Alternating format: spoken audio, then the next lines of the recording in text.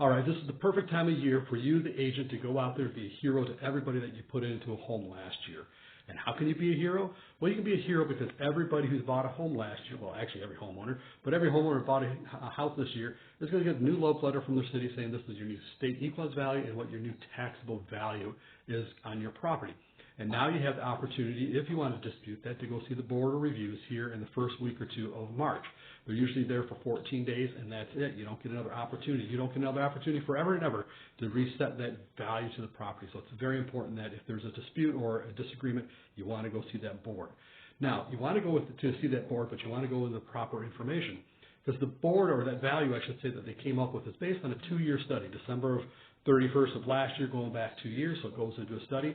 And it should come in probably between 35 and 40% of probably what you bought the home for.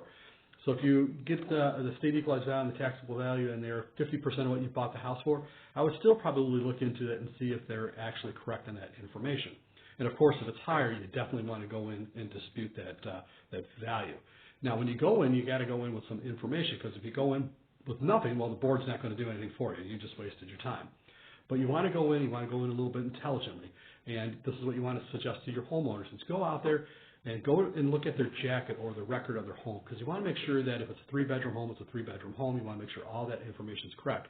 Because every year we get 2 or 3 people that come in, dispute their information that's of the value. We'd send out the appraiser, the city appraiser, and we'd find out that there's an additional bedroom, a new additional bathroom, or something that's changed in the home that actually jacks the value up, and they walk away with higher taxes.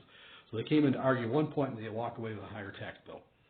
So you want to go in and make sure that that information is correct.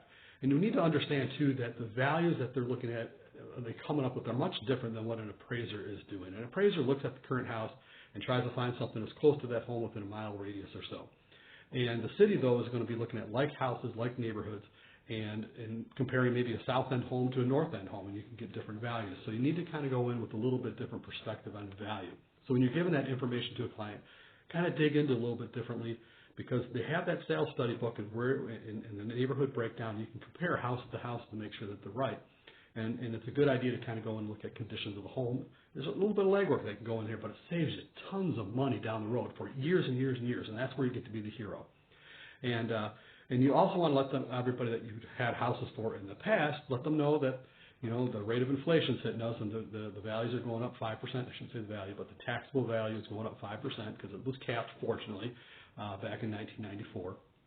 So go out, be a hero, and when you're talking to your clients, see if there's anybody else that they know who's looking to buy or sell, and develop more business that way. But be a hero, because this is very important, and it's the one time that the homeowner has to reset the value going forward. There's some work to it, but it's valuable, and if you need any help, give me a call. I did it for 18 years, and I know what they're thinking on the other side of that desk. Look forward to talking to you later. Goodbye.